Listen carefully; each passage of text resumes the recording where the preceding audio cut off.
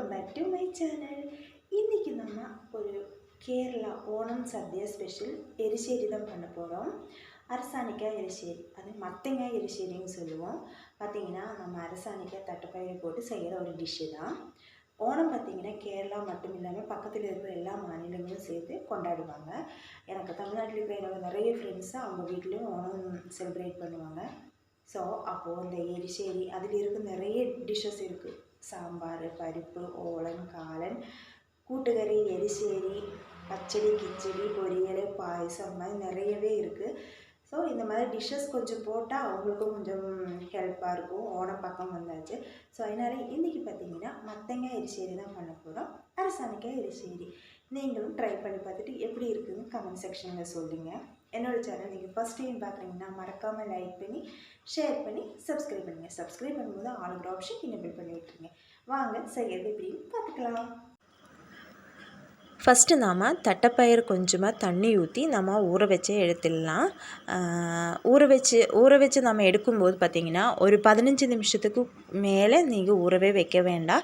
ஏன்னா அது நம்ம வேக வைக்கும்போது ரொம்ப கூலாக போயிடும். அந்த கூழ் மாதிரி நம்ம வரக்கூடாது. அதுக்கு தான் அரசாணிக்காய் ரொம்ப பிஞ்சும் இல்லாமல் ரொம்ப முத்துனதும் இல்லாமல் நம்ம எடுத்துக்கணும். இது பார்த்திங்கன்னா ஒரு 3/4 நான் அரசாணிக்காய் இதிலிருந்து நான் எடுத்துக்கிறேன். ஒரு தீத்தை மட்டும் மாற்றி வச்சுட்டேன். ஏன்னா அரசாணிக்காய் அதிகமாகவும் அதை விட கொஞ்சம் கம்மியாக தட்டைப்பயிறு இருக்கணும். அதுக்கு தான் இந்த மாதிரி தோலெல்லாம் ரிமூவ் பண்ணி நல்லா கழுவி க்ளீன் பண்ணி க்யூப்ஸாக கட் பண்ணி எடுத்துகிட்டு வந்திருக்கிறேன். ரொம்ப குட்டி பீஸும் இல்லாமல் ரொம்ப பெருசும் இல்லாமல் இதுதான் கரெக்டான அளவு. அப்புறம் நம்ம தட்டைப்பயிறு நல்லா ஊறிடுச்சு. இப்போது நம்ம இந்த தட்டைப்பயிறு இதுக்கு மேலே ஊற வைக்க வேண்டாம். தட்டைப்பயிரையுமே நம்ம கட் பண்ணி வச்சுருக்கிற நம்மளோட அரசாணிக்காவுமே நம்ம ஒரு குக்கரில் போட்டு ஒரு 1/4 ஸ்பூன் மஞ்சத்தூள் போட்டு அது இந்த அரசாணிக்காய் தட்டைப்பயிரெல்லாம் கொஞ்சம் மிதக்கிற மாதிரி தண்ணி ஊற்றி சால்ட்டெல்லாம் போடாமல் நம்ம வேக வச்சு எடுக்க போகிறோம். தண்ணியெல்லாம் ஊற்றி நம்ம நல்லா மிக்ஸ் பண்ணிக்கலாம். அதுக்குள்ளே ஒரே ஒரு விசில் தான், அதுக்கு மேலே விசில் நீங்கள் விட வேண்டாம். அதுக்குள்ளே நீங்கள் அடுப்புலேருந்து இறக்கி வச்சுருங்க. ஏன்னா ரொம்ப குழஞ்சி போயிடக்கூடாது. நம்ம அரைப்பு ரெடி பண்ணிடலாம். அதுக்குள்ளே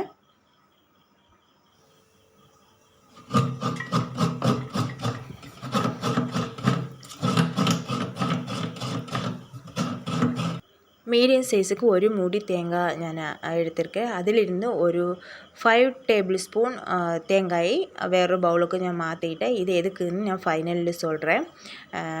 மற்றபடி இந்த தேங்காவை நாம் அரைச்சி எடுத்துகிட்டு வந்துடலாம். ஒரு 2 பல் வெள்ளைப்பூண்டு, ஒரு 3 பச்சை மிளகாய், ஒரு அரை டீஸ்பூன் சீரகத்தையும் சேர்த்து கொஞ்சமாக தண்ணி ஊற்றி நம்ம நல்லா அரைச்சி எடுத்துகிட்டு வந்துடலாம். தண்ணி ரொம்ப அதிகமாக ஆயிடக்கூடாது. ஒரு இதாக இருக்கணும். அந்த மாதிரி நம்ம அரைச்சிட்டு வந்துடலாம். அப்புறம் நம்ம அந்த வேக வச்சுருக்கிற அந்த அரசாணிக்காய் தட்டைப்பயிரெல்லாம் நல்லா வெந்துடுச்சு பாருங்கள். ரொம்ப குழையாமல் எப்படி மணியாக இருக்குது பாருங்கள். இந்த மாதிரி தான் இருக்கணும். இது நம்ம வேறு பவுலுக்கு நான் மாற்றிட்டு பவுலில் கடாய்க்கு மாற்றிட்டேன். அதுக்கப்புறம் நம்ம அரைச்சி வச்சுருக்கிற அந்த விழுது இருக்கும் இல்லையா, அதே அதுக்குள்ளே நம்ம போட்டு அதுக்கு தேவையான சால்ட்டு அப்படின்னு சொல்லிட்டு மிக்ஸ் பண்ணி நல்லா மிக்ஸ் பண்ணி அந்த அரைச்சி வச்சுருக்க அரைப்பு அரசாணிக்காய் தட்டைப்பயிறு எல்லாம் சேர்த்து நல்லா மிக்ஸ் பண்ணி நம்ம க்ளோஸ் பண்ணிடலாம். ஒரு 3 நிமிஷத்துக்கு அது கொஞ்சம் வேகட்டும்.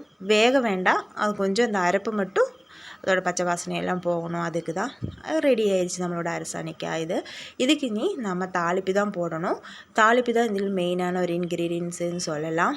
இதுக்கு நான் தேங்காய் எண்ணெய் தான் யூஸ் பண்ணியிருக்கேன். எப்போவுமே இந்த ட்ரெடிஷ்னலாக ஒரு இதுக்கெல்லாம் தேங்காய் எண்ணெய் தான் யூஸ் பண்ணுவேன். ஒரு அரை டீஸ்பூன் கடுகு, ஒரு 3 வத்தல் மிளகு, அப்புறம் ஒரு டேபிள் ஸ்பூன் நம்மளோட உளுந்து பருப்பு, அப்புறம் நம்ம அந்த மாற்றி வச்சுருந்தோம் இல்லையா தேங்காய், அப்புறம் அந்த தேங்காய் போட்டு ஒரு கொத்து கருவேப்பிலையும் போட்டு நல்லா நம்ம ஃப்ரை பண்ணிட்டோம் பாருங்கள். கருக விடக்கூடாது. இந்த மாதிரி ஸ்டேஜில் நம்ம இறக்கிடணும்.